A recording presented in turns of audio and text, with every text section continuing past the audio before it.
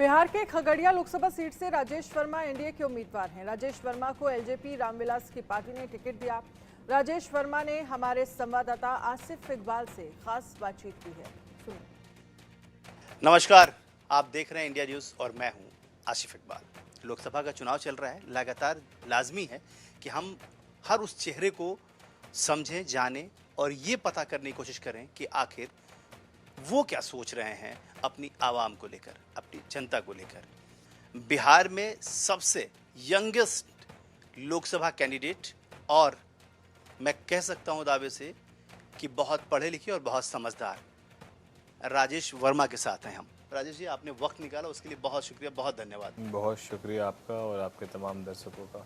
आप बोलते बहुत दमदार हैं और ख़ास तौर पे चिराग पासवान ने जिस तरीके से इंट्रोडक्शन दिया आपका कि आप मुझे देखें और मेरे अक्स को देखें तो राजेश वर्मा को समझिएगा। कैसे आखिर आपने सोचा कैसे कि आपको राजनीति में आना है और आज जहां अपने आप को देखते हैं आप, इससे आगे किस तरीके से बढ़ना चाहते हैं?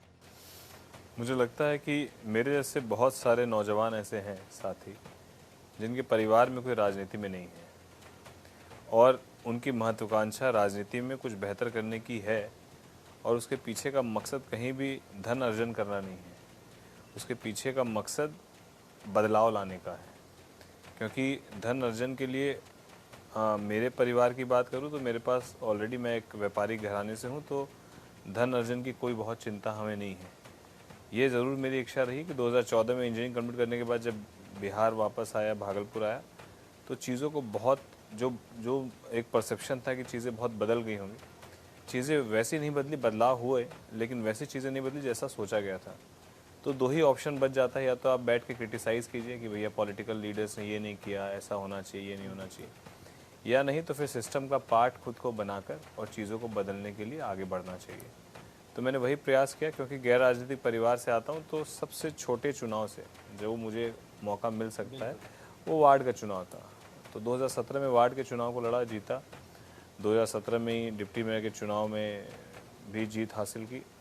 17 से 22 तक बतौर डिप्टी मेयर भागलपुर नगर निगम की सेवा का मौका मिला। और उस 5 साल की सेवा के मौके के दौरान, क्योंकि नगर निगम एक ऐसी संस्था है जहाँ पर आप प्रतिदिन सैकड़ों लोगों से मिलते हैं और एकदम जो आखिरी तबका है, क्योंकि नगर निगम जन्म मृत्यु प्रमाण तक बनाता है। सड़क नाली सफाई से लेकर उनके निर्माण से लेकर आवास निर्माण से लेकर शौचालय निर्माण से लेकर हर घर जल का नल से लेकर तमाम कमोबेश चीज़ें जो मूलभूत समस्याएं लोगों की, उसको निपटारा नगर निगम करता है। तो मैं उस आखिरी व्यक्ति के दर्द को पिछले 5 साल तक ना देखा हूँ, बल्कि उसको समाधान भी करने का काम किया है। क्यों खगड़िया के लोग आपको पसंद करें? 6 विधानसभाओं का ये क्षेत्र है जिसमें से 4 विधानसभा में अपोजिशन पार्टी के विधायक हैं, 2 विधानसभा में आपके सपोर्टिंग पार्टी के विधायक हैं।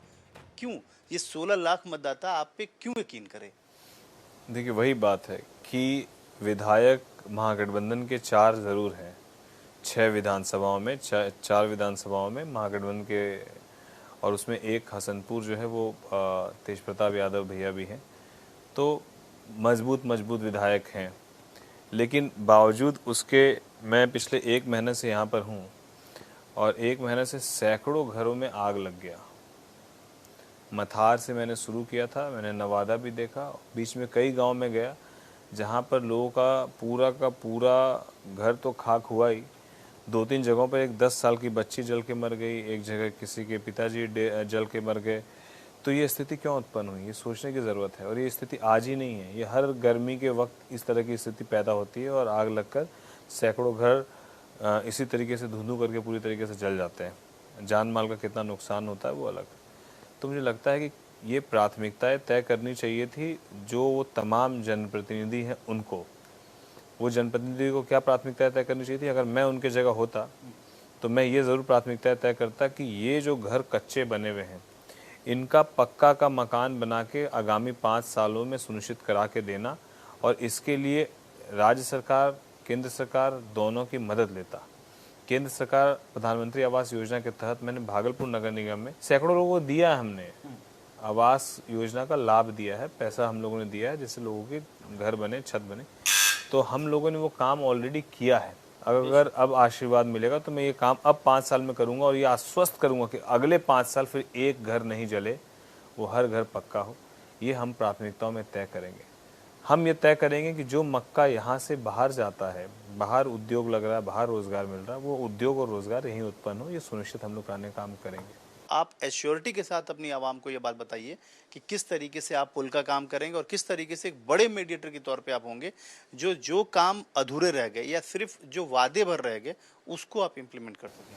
नहीं, मैं उसी पॉइंट्स को आपको बता रहा था कि ये जो मीडिएटर वाला काम है, वो काम इसलिए बहुत ज़रूरी है कि जब आप जानेंगे परेशानी, तब आप उस पर्टिकुलर मीडिएटर के पास जाकर मीडिएट करने का काम करेंगे।